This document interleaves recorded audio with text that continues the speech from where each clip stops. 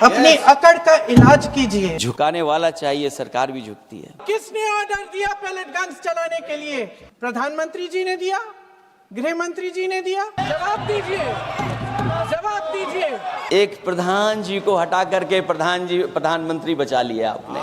वो आदेश कहां से आया कि पैलेट गन का इस्तेमाल हो? प्रधानमंत्री जी को कैमरे का एंगल नहीं, दिल का एंगल बदलना पड़ेगा। छात्रों के प्रदर्शन में चली लाठियों और पैलेट गन की आवाज आखिरकार संसद के सदन तक पहुंच ही गई। विपक्ष ने सरकार को ऐसा घेरा कि भाजपा सांसदों को जवाब देते नहीं बन रहा था। पैलेट गन से लेकर लाठीचार्ज, धर्मेंद्र प्रधान के इस्तीफे और तो और नए शिक्षा मंत्री पर जबरदस्त आरोप भी लगे हैं। जिन धर्मेंद्र प्रधान के इस्तीफे के लिए बच्चों ने लाठियां खाई, उनका खूब स्वागत किया गया था, संसद में जैसे वो जंग जीत कर आए हों। इसके खिलाफ भी विपक्ष का गुस्सा फूटा है। सबसे पहले सुबह 11 बजे संसद में बहस होती है। विपक्ष हंगामा करता है, जिससे 2 बजे तक के लिए संसद को स्थगित कर दिया जाता है।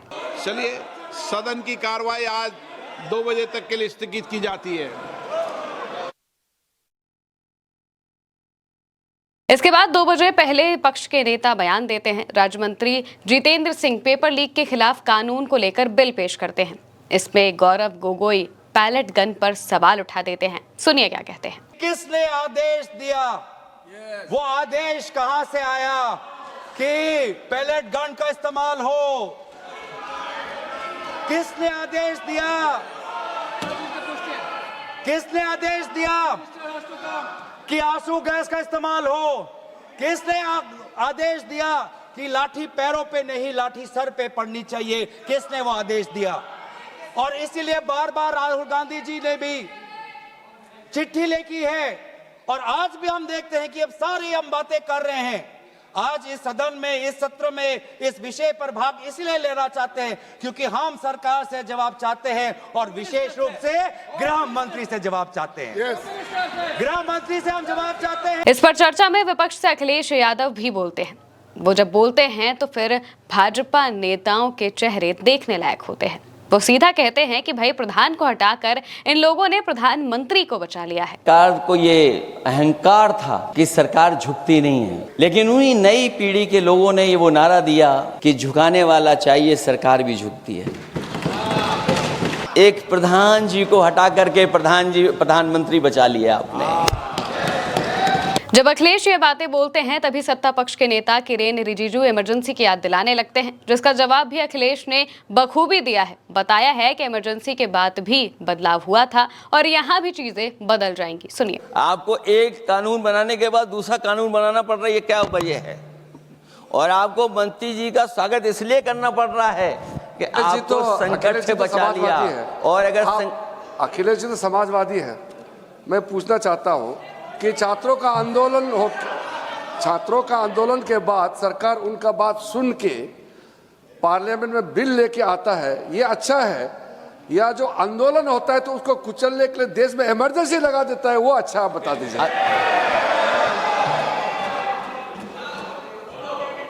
अध्यक्ष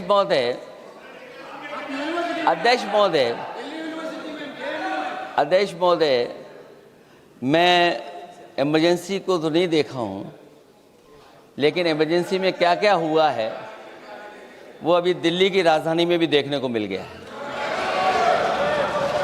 आंसू के गैस के गोले और लकड़ी में लगा हुआ कुछ कील का और कांटे की चीज़ें, उस समय करंट नहीं लगाया जाता था, इस बार करंट लगाया गया है। तो ये इमरजेंसी के बराबर ही हुआ है हमला, कम नहीं है। इमरजेंसी से कम अन्याय नहीं कर रहे हैं आप लोग। और याद करिए अध्यक्ष महोदय, अगर इमरजेंसी इन्हें याद आ गई है, अगर इमरजेंसी अध्यक्ष महोदय ने याद आ गई है, तो इमरजेंसी के बाद भी परिवर्तन हुआ था, और हमें भरोसा है कि इसके बाद भी परिवर्तन होगा। अखिलेश यादव के बाद जब प्रियंका गांधी ने मोर्चा संभाला तो बीजेपी को खूब घेरा। प्रियंका गांधी ने सीधे सीधे पैलेट गन पर सवाल पूछे। वैसे ही सत्ता पक्ष के सांसद हंगामा करने लगे जैसे ही वो सवाल पूछती हैं। प्रियंका ने पूछा कि पैलेट गन का इस्तेमाल प्रधानमंत्री जी के आदेश पर हुआ या फिर गृह मंत्री के आदेश पर हुआ? कांग्रेस पूछती है, जवाब दीजिए। किसने ऑर्डर दिया पैलेट गन्स चलाने के लिए? किसने ऑर्डर दिया? प्रधानमंत्री जी ने दिया? गृह मंत्री जी ने दिया? जवाब देंगे? पूरा देश पूछ रहा है, सिर्फ कांग्रेस पार्टी नहीं पूछ रही है, पूरा देश पूछ रहा है। अध्यक्ष महोदय, देश के माता पिता पूछ रहे हैं, छात्र पूछ रहे हैं, अध्यापक पूछ रहे हैं, पूरा देश आज ये पूछ रहा है और आपकी जिम्मेदारी बनती है कि आप इस सवाल का जवाब दें। क्यों डरते हैं आप इस देश के नौजवानों से? क्यों डरते हैं आप इस देश की बुलंद आवाज से? और उस आवाज को दबाने का हक आपको किसने दिया है? संसद में प्रधानमंत्री मौजूद नहीं थे, लेकिन प्रियंका ने बार बार प्रधानमंत्री का नाम लेते हुए सवाल पूछे और आज प्रधानमंत्री को सलाह भी दी। प्रियंका ने कहा कि ये जो जेनजी है ये जागरूक है, इसलिए प्रधानमंत्री जी जिम्मेदारी से पीछे मत हटिए, कैमरे का एंगल नहीं बल्कि दिल का एंगल बदलिए। आप जेनजी का भरोसा वापस जीतना चाहते हैं तो नए नए एंगल से, अपने फोन से नए नए वीडियो बनाने से नहीं होगा।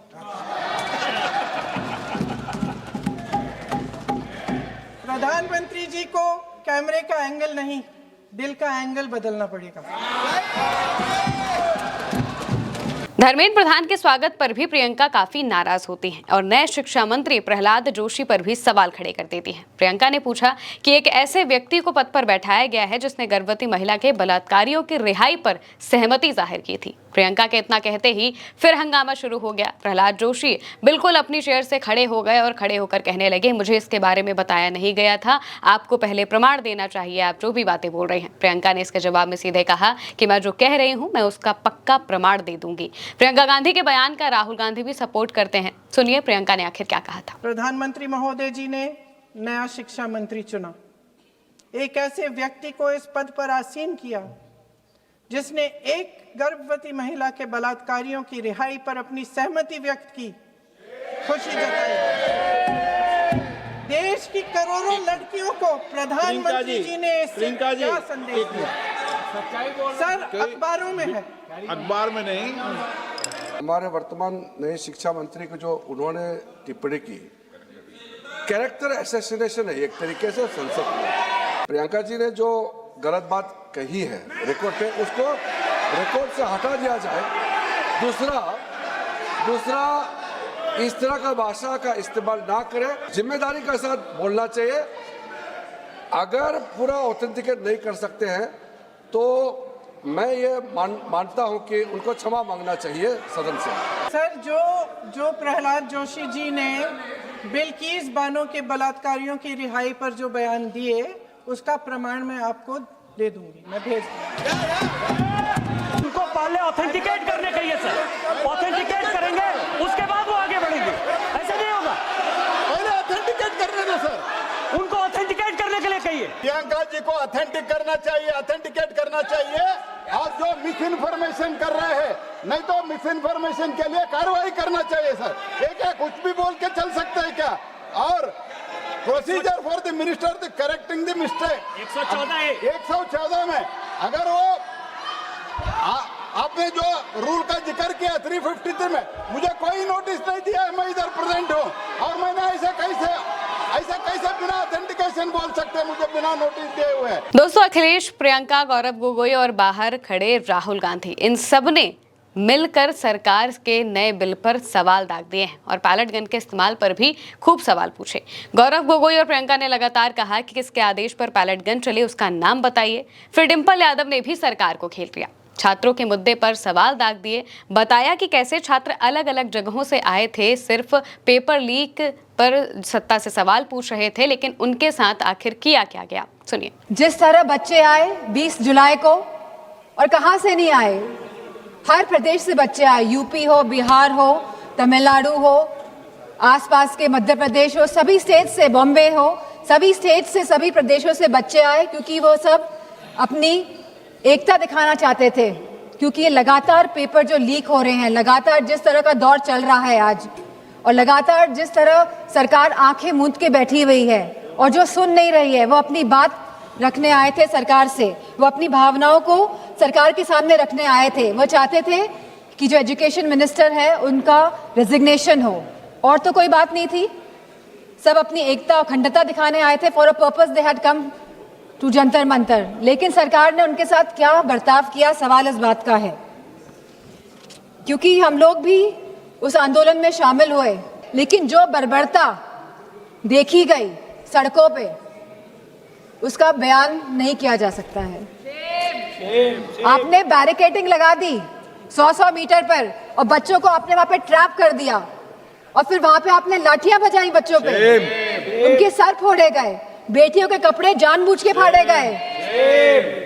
ये सरकार जो बेटियों की बात करती है, आपने बेटियों के कपड़े फाड़े, आपने कील लगी वाले डंडों से बच्चों के सर फोड़े, वहां पे आपने पैलेट गन चलाई, आपने बिहार में AK-47 का प्रयोग किया। हम थे वहां पे, हमें पता है क्या स्थिति थी, किस फेयरलेसनेस के साथ बिना डरे बच्चों ने सामना किया इस प्रशासन का, शासन का और सरकार का। दरअसल संसद में पब्लिक एग्जामिनेशन संशोधन विधेयक 2026 पर चर्चा हो रही है। इस चर्चा के लिए करीब 10 घंटे का वक्त तय किया गया है। विधेयक में 2024 में बने कानून में बदलाव का प्रस्ताव है। केंद्रीय राज्य मंत्री जितेंद्र सिंह ने कहा कि इससे पेपर लीक रोकने में मदद मिलेगी, लेकिन विपक्ष ने भी सवाल दागा कि भाई 2024 में आप ये कानून लेकर आए थे, तब जब कानून बनाया था इससे पेपर लीक नहीं हुआ, तो दोबारा कानून बनाने से आखिर क्या हो जाएगा। संसद में बहस के बीच अब पूरा मामला नए शिक्षा मंत्री पर लगे आरोपों की तरफ भी घूमने लगा है और मॉनसून सत्र में आने वाले दिनों में भी जोरदार हंगामा होना तय है, क्योंकि अभी राम मंदिर, चढ़ावा चोरी और एथेनॉल के मसले पर भी सरकार को सवालों का सामना करना पड़ेगा। और जिस तरीके से विपक्ष ने अपने सवालों की शुरुआत की है, चाहे वो अखिलेश यादव हो, चाहे प्रियंका गांधी हो, चाहे गौरव गोगोई हो, और अभी तो राहुल गांधी का बोलना बाकी ही है, ये सब मिलकर पूरी स्ट्रैटेजी बनाकर आए हैं और एक एक मुद्दे पर सरकार में बैठे मंत्रियों को घेर रहे हैं। फिलहाल के लिए मेरी यानी महिमा के साथ इस खबर में इतना ही। आप देखते रहिए उल्टे चश्मा यूसी।